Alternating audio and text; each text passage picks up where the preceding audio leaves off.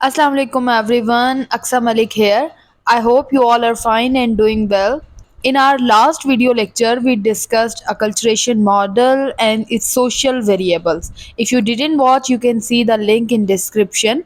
And now in this video, we'll be discussing psychological factors and criticism on acculturation. Now here you can see the four psychological factors which include language shock, culture shock, motivation and ego permeability.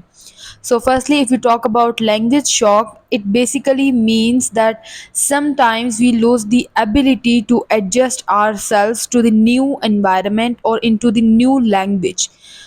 कभी कभार ऐसा होता है कि जब हम एक language से दूसरी लैंग्वेज में शिफ्ट करते हैं तो हम जो है वो दूसरी लैंग्वेज में एडजस्ट नहीं कर पाते, तो उसके रिजल्ट में जो है वो लैंग्वेज शॉक होता है. It means language shock basically means that you know we sometimes feel difficulty in communication or in understanding or the feeling of isolation.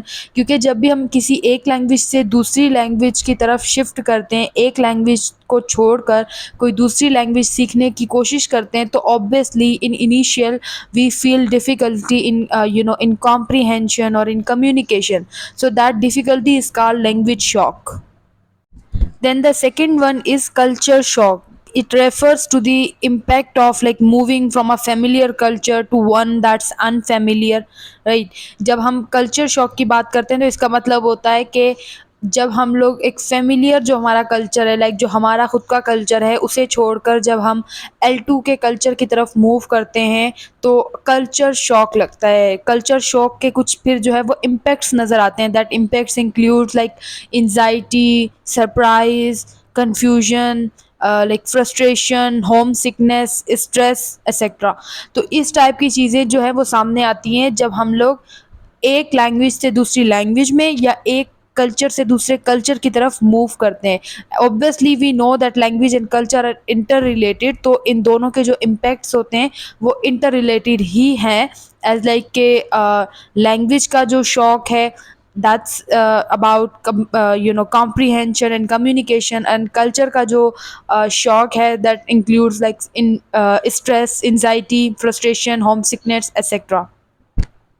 तो दोनों में ही जब हम एक कल्चर या एक लैंग्वेज से किसी दूसरी लैंग्वेज या कल्चर की तरफ मूव करते हैं तो शॉक लगता है. लाइक इनिशियल में जो है वो हमें बहुत ज़्यादा जो है वो डिफ़िकल्टी होती है. So this is all about language shock and culture shock. The third psychological factor is motivation. So there are two motivational factors for learning L2: integrative and instrumental. Integrative का बेसिकली मतलब होता है जब learner खुद बहुत ज़्यादा interested होता है किसी भी सेकंड लैंग्वेज में और सेकंड कल्चर में. लाइक लर्नर जो है वो खुद बहुत ज़्यादा इंटरेस्टेड होता है, प्रोफिशेंसी उसे चाहिए होती है दूसरी लैंग्वेज के अंदर, और फिर उसे लाइक जो है वो पसंद होता है किसी दूसरे कल्चर में इन्वॉल्व होना, किसी दूसरे कल्चर को अडॉप्ट करना etcetera. Instrument is basically related to upbringing, professions, job etc. Like जब एक जो लर्नर है वो लैंग्वेज सिर्फ इसलिए सीखना चाहता है ताकि वो उसको उसके प्रोफेशन में, जॉब में, बिजनेस वगैरह में जो है वो हेल्प करे, तो उसका इंटरेस्ट सिर्फ इस लेवल तक का होता है. और जब हम इंस्ट्रूमेंटल मोटिवेशन की बात करते हैं तो इंस्ट्रूमेंटल मोटिवेशन के अंदर जो प्रोफिशिएंसी एट द एंड मिलती है वो इतनी ज़्यादा नहीं होती as compare to integrative motivation. Integrative motivation के अंदर जब लर्नर खुद बहुत ज़्यादा इंटरेस्टेड होता है, खुद बहुत ज़्यादा लाइक मोटिवेटेड होता है लैंग्वेज को एक्वायर करने में और दूसरे कल्चर में इन्वॉल्व होने के लिए, तो वहाँ पर हाई मोटिवेशन है, इसलिए लैंग्वेज एक्वायर ज़्यादा अच्छी होती है एज़ कम्पेयर टू इंस्ट्रूमेंटल, जहाँ पर सिर्फ इसलिए प्रोफिशेंसी हासिल करनी होती है ताकि लाइक जो है वो एक पर्टिकुलर लेवल पर जो है वो लैंग्वेज हेल्प कर सके, तो वहाँ पर इतनी ज़्यादा प्रोफिशेंसी नहीं मिलती लर्नर को. It means that in conclusion of psychological factors, we can say that if language shock and culture shock are not overcome, and if the learner doesn't have sufficient and appropriate motivation and ego permeability, then he will not fully acculturate, and hence obviously will not acquire the second language fully. It means कि अगर culture shock और language shock से overcome नहीं करेगा learner, और like उसमें motivation और ego permeability appropriate नहीं होगी, तो ऑब्वियसली वो सेकंड लैंग्वेज फुली एक्वायर नहीं कर सकेगा. So this was all about the social and psychological factors of acculturation model. Now let's discuss the criticism.